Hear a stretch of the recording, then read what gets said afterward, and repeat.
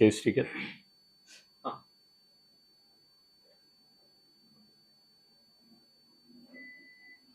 प्रणाम। आज मेरे मित्र श्री श्याम गिरी, इनकी अनुपस्थिति में मुद्दा भारत का ये एपिसोड मैं आपके सामने पेश कर रहा हूं। मुझे बहुत आनंद है कि कल जब मेरी श्याम गिरी जी से बात हुई,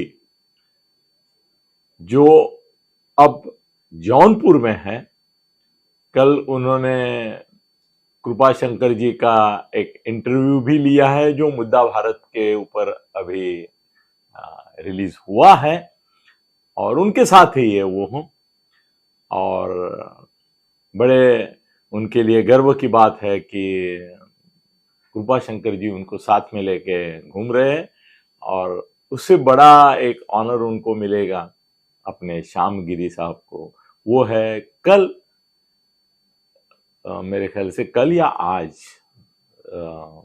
साक्षात प्रधानमंत्री नरेंद्र मोदी जी और आदित्यनाथ जी, इनकी सभा जौनपुर के लिए, कृपा शंकर जी के लिए है। और अर्थात हमारे प्रतिनिधि श्याम गिरी उस सभा में उपस्थित रहेंगे। बाकायदा गेस्ट के तौर पर उन्होंने वहां जाना है और कृपा शंकर जी ने उनको बुलाया है। वहां से उन्होंने जो मुझे खबर दी है, उस हिसाब से मैं थोड़ा रोमांचित हूं, आनंदित हूं, प्रफुल्लित हूं, प्रमुदित हूं, क्योंकि उन्होंने बोला कि अनिल जी, मैं भले जौनपुर में कृपा शंकर जी के साथ घूम रहा हूं, मगर मैं जो यहां चित्र देख रहा हूं, लोगों के मन में बीजेपी के प्रति, मोदी जी के प्रति, कृपा शंकर जी के प्रति सब 80 मतदार संघों का कुछ न कुछ मुझे ये फीडबैक मिल रहा है। यहाँ पे पत्रकार मिल रहे हैं, उत्तर भारत के पत्रकार आए हुए, उत्तर प्रदेश के पत्रकार आए हुए, उनसे मेरी बात हो रही है। वहां जाने के बाद मैं फीडबैक भी ले रहा हूं, और कृपा जी के साथ भी पूरे न्यूज चैनल्स का इसका एक बड़ा टीम है, कम से कम 30-40 लोग उनके पूरे टूर जो है, प्रचार यात्रा, उसको कवर कर रहे हैं। तो बोले उनसे भी बात हो रही है। मैं भी मेरे ख्याल से 2-3 दिन परसों तक है वो वहां पे। तो बोले सबके साथ बात करते समय मुझे एक ऐसा एक्साइटमेंट दिख रहा है।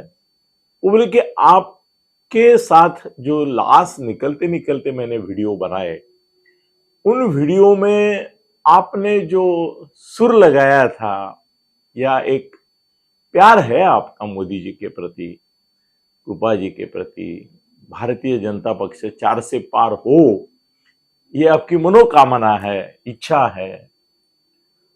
तो उस हिसाब से महाराष्ट्र में एक ये नहीं मिल रहा है, ऐसा आपको लग रहा था, और आप मायूस हो गए थे, और वो मायूसी आपके वीडियो में भी झलक रही थी।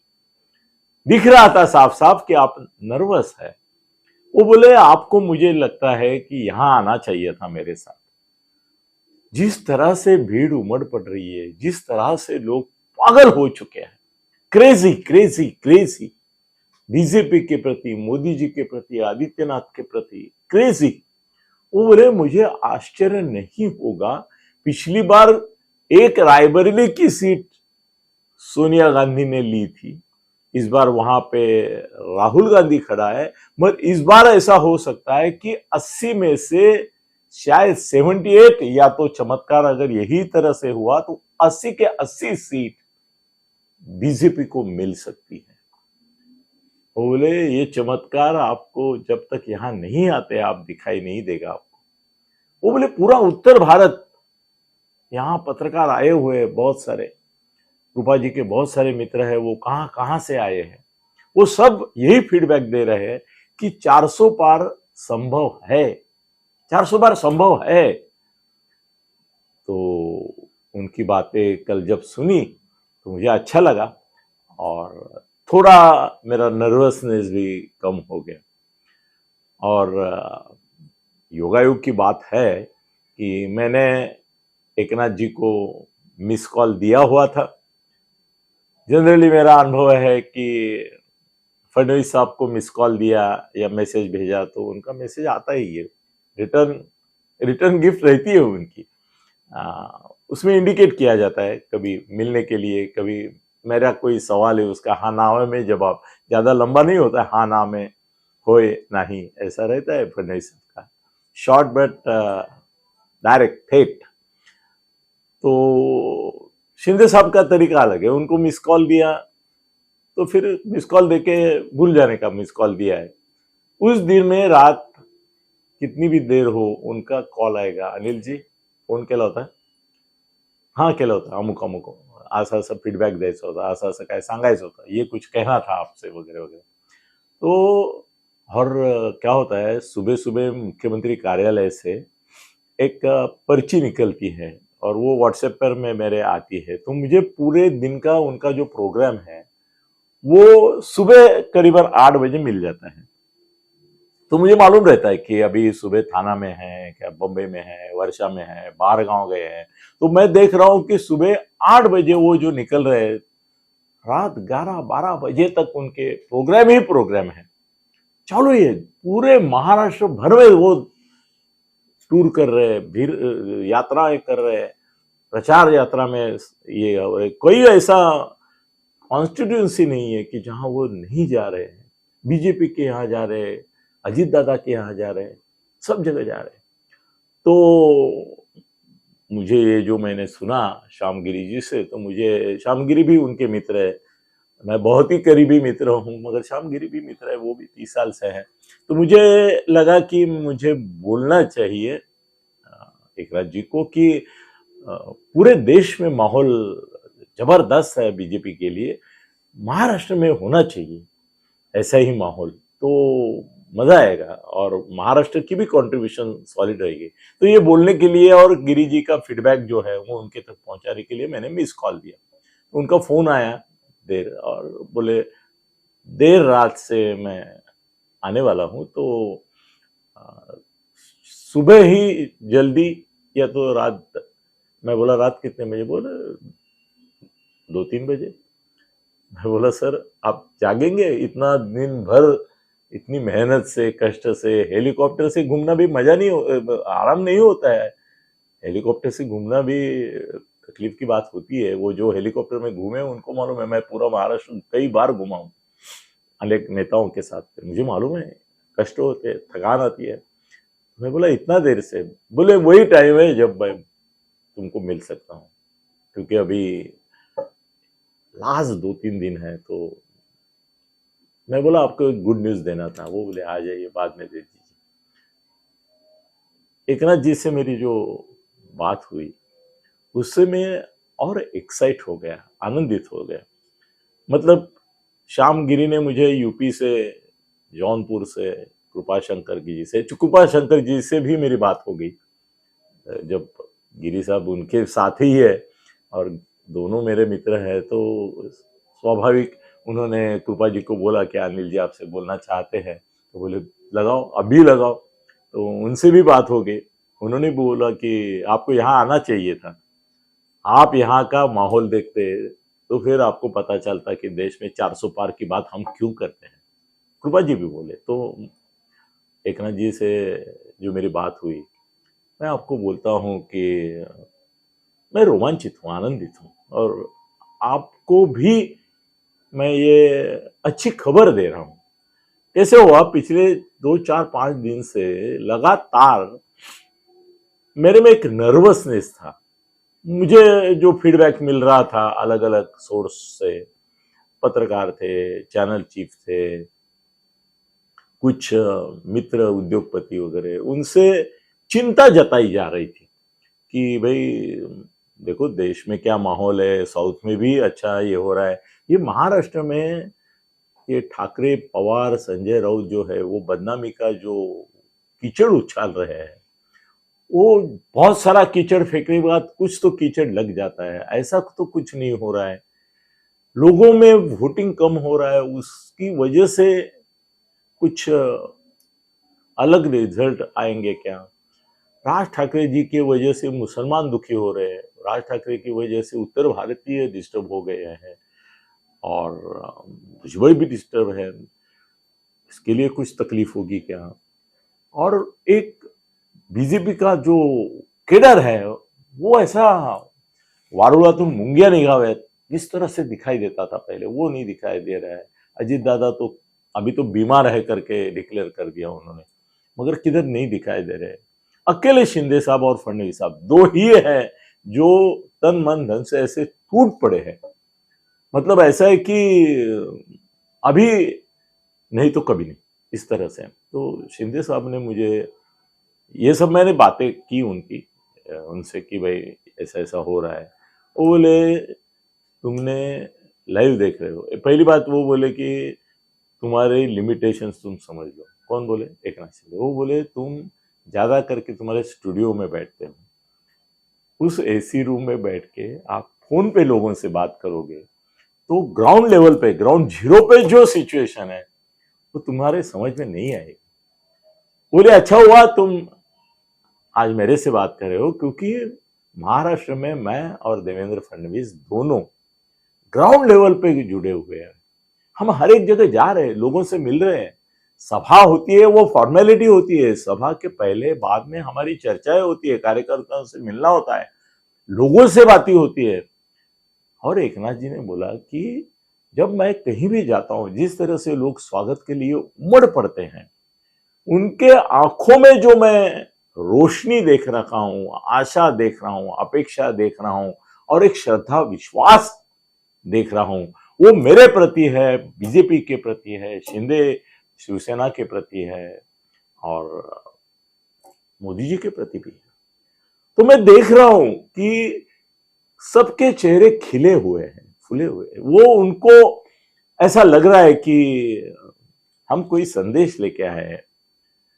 और वो बोले कि अगर वो भीड़ तुम देखोगे, जिस तरह से लोगों का रिस्पांस आता है, वो बोले कई बार ऐसा हो रहा है, एकनाथ जी मुझे बोल रहे थे कि मुझे रुकना पड़ता है बोलते बोलते, इतनी तालियां, इतना प्रतिसाद, इतना लोगों का उमड़ पड़ता है। तो बोले मैं आशावादी नहीं हूं, मुझे आत्मविश्वास है। वो बोले अनिल जी तुम मेरे से ये लिख लो, जैसे तुम बोल रहे हो ना कि मोदी जी की गारंटी है, वैसी मेरी गारंटी मैं दूं। मैं बोला एकनाथ जी आपकी गारंटी तो बड़ा मायना रखेगी मेरे लिए, मेरे बोलने का पूरा आशय बदली होगा। क्योंकि पिछले 3-4 दिन से वो बोले कि मेरी जो टीम ये सब स्कैन करती है, किसने क्या बोला है उसका एक रिपोर्ट बनाती है, उनमें से एक मेरे टीम के मेंबर ने मुझे बताया कि थत्ते साहब थोड़े से आजकल नर्वस दिख रहे हैं, नाराज नहीं, निराश दिख रहे हैं। नाराज क्यों होगा, दिल वाला दोस्त है हमारा। बोले नर्वस है, वो बार बार ये बोल रहे कि महाआघाड़ी को चुनौती मिल रही है, महाआघाड़ी की चुनौती महायुति को भारी पड़ रही है, ऐसा बोल रहे हैं। तो मैंने तभी सोचा था आपको बुलाने का और आपको हेलीकॉप्टर में बिठा के आपको लेके जाने का साथ में, कि क्या बात कर रहे हो आप, चुनौती है ही नहीं। उद्धव ठाकरे उध्वस्त ठाकरे हो गया है, महाराष्ट्र में कोई उसको 5 पैसे कीमत नहीं दे रहा है, उसका दिवाला निकल गया है, पूरा दिवाला निकल गया है। असली शिवसेना लोगों के मन में अभी हमारी ही शिवसेना है।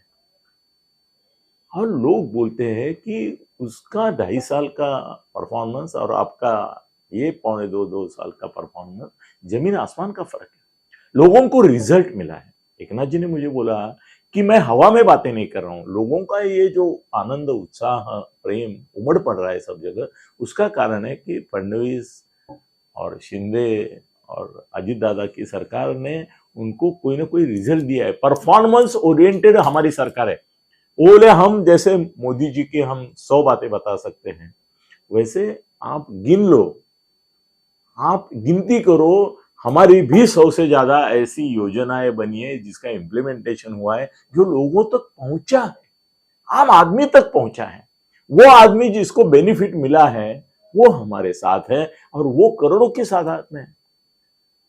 वो बोले महाराष्ट्र में देवेंद्र जी, मैं, अजीत दादा भी, अजीत दादा थोड़े से बोले ये बात तुम बोल रहे हो वो सही है कि बारामती में रहे, मगर जहां भी जाते हैं वहां पे लोगों की संतुष्टि हमें दिखती है, लोग खुश है।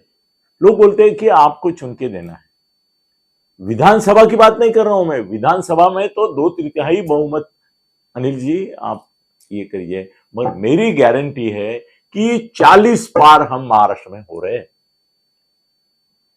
देश में बीजेपी 4 से पार हो रही है, तो महाराष्ट्र में हम 40 पार हो रहे हैं। अब आपको मायूस रहने का क्या कारण है? पवार साहब का भी कोई क्रेडिबिलिटी नहीं रहा है। लोग बोलते ये वैफल्यग्रस्त हो गए हैं, जो भी चीज होगी उसके बारे में बोलते हैं, और बोले संजय तो तुम्हारा दोस्त है, संजय को मेरे से ज्यादा तुम जानते हो। मैं बोला संजय तो अभी, मैंने उसको तो बोला ही है कि वो च्युतियानंद हो गया। वो बोले मैं नहीं बोलूंगा, वो उसकी लायकी है, वो कुछ भी बोलता है, मैं नहीं बोलूंगा, आप जो बोल रहे हो वो भी नहीं बोलूंगा। मगर उसकी क्रेडिबिलिटी क्या है? किसी भी चीज में ये कुछ भी बोल देता है, तो नो क्रेडिबिलिटी। बोले ठाकरे, पवार ये फिनिश फोर्स है। अब देखोगे आप, वो उद्धव के उन्होंने जो 20-21 खड़े किए हैं, शायद उसमें एक आया तो भी बड़ी बात होगी। पवार साहब का भी 1-2 आया तब बड़ी बात होगी। कांग्रेस के थोड़े आ सकते हैं। मैं बोल रहा हूं जब 40 पार, तो 8 सीट में अपोजिशन को दे रहा हूं, तो 8 में से वो बोले कि मेरे ख्याल से इस बार तो कांग्रेस का ही नंबर रहेगा। इनके दोनों के एक-एक आए तो भी बड़ी बात हो जाएगी। शायद उद्धव का एक भी नहीं आएगा, पवार साहब का 1-2 आ सकता है, बाकी कांग्रेस के थोड़े आ सकते हैं। और जो 45 का आंकड़ा फडणवीस दे रहे, फडणवीस ने मुझे बोला, किसको, कौन बोल रहे हैं? एकनाथ शिंदे बोले, वो फडणवीस ने बोला कि 44-45 लेते हैं हम, मैं 40 के आगे जा रहा हूं, कोई बात नहीं। वो बोले अब आप वीडियो बनाएंगे तो ये मेरी बातें मेरे मुंह से आपने सुनी है ऐसा बता दिया, ऑन द रिकॉर्ड मैं बोल रहा हूं कि 400 पार और 40 पार पक्का होगा। ठाकरे और पवार का जो करेक्ट कार्यक्रम करना था वो मैंने कर दिया है। आनंद की बात है, उनको शुभेच्छा, और आप सबको ये अच्छी खबर मैंने सुनाई है, इसलिए आपके भी धन्यवाद मैं चाहूंगा। श्याम गिरी साहब अभी वहां गए हुए, उनसे जो फीडबैक मिल रहा है वो कल भी मैं आपके साथ शेयर करूंगा। धन्यवाद।